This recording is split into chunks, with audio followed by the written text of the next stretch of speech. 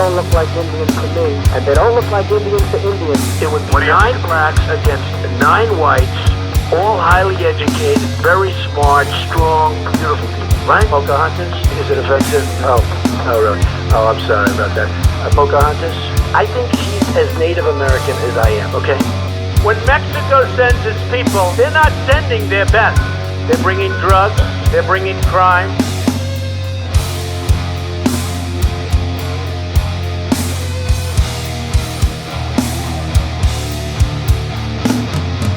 President Trump unapologetic, defending his racist Twitter tirade aimed at 4 Democratic congresswomen of color after telling them Sunday to go back to help fix the totally broken and crime-infested places from which they came.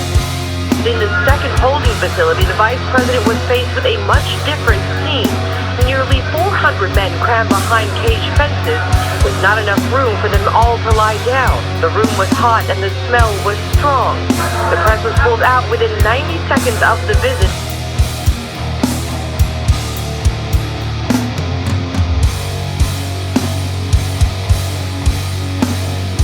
Like a memory question, it's like you'll go person, woman, man, camera, TV.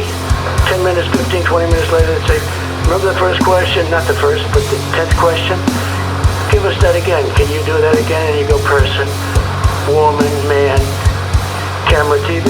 They say, that's amazing. How did you do that?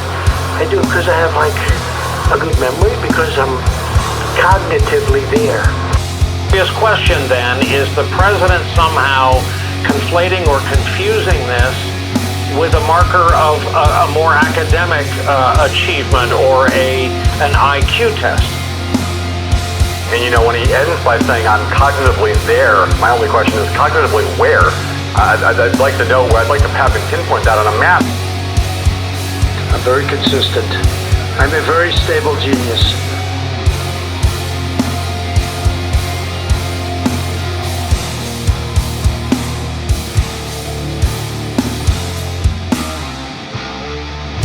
Well, we were talking mostly about the virus, and I think he's going to have it in good shape. But you know, it's a very tricky situation.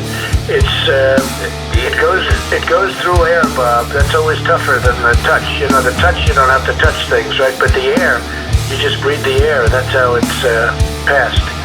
And so that's a very tricky one. That's a very delicate one. It's also more deadly than your strenuous flus. You know, a lot of people think that goes away in April with the heat, as the heat comes in. Typically that will go away in April. And Bob, it's so easily transmissible, you wouldn't even believe it. I know. I mean, you can be in the room. I was in the White House a couple of days ago. A meeting of 10 people in the Oval Office, and a guy sneezed innocently, not a horrible, just a sneeze. The entire room bailed out, okay, including me, by the way. Steve, let's talk about reasonable risk, because there was the debate on Tuesday night, as you say, that I moderated. The rules from the Cleveland Clinic could not have been more clear. Everyone in the audience was to wear a mask. The president and the former vice president and I were the only ones exempt from that. We've got a picture up on the screen. After the first family came in, they all took off their masks.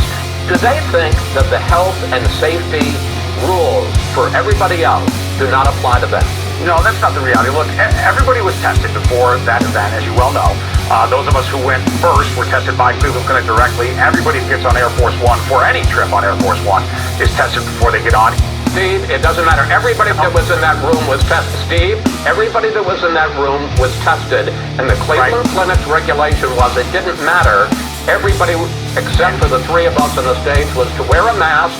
And people from the Cleveland Clinic came over and offered the first family masks, thinking maybe they didn't have them. They were waved away, and the Commission on Presidential Debates has issued a statement saying, from now on, if you don't wear a mask, you're going to be escorted from the hall.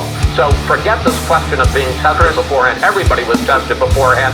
But no, I'm going to finish my question. Everybody was told to wear a mask. Why did the first family and the chief of staff feel that the rules for everybody else didn't apply to them? I think that's a problem that's going to go away. But when you have 15 people, and the 15 within a couple of days is going to be down to close to zero, that's a pretty good job we've done. I just left Walter Reed Medical Center, and it's really something very special. The doctors, the nurses, the first responders, and I learned so much about coronavirus.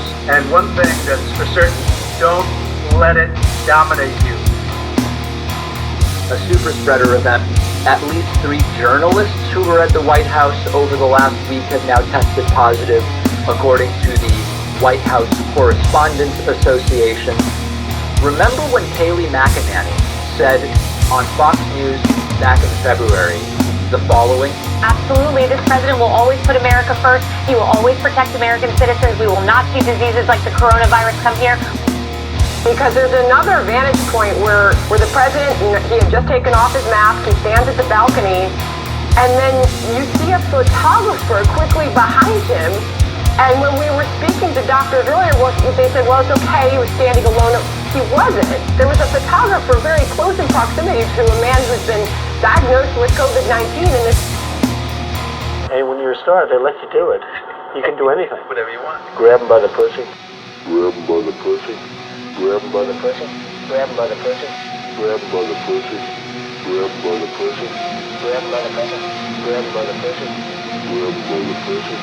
Grab him by the pussy. Grab him by the pussy. Grab him by the pussy. Grab him by the pussy. Grab him by the pussy.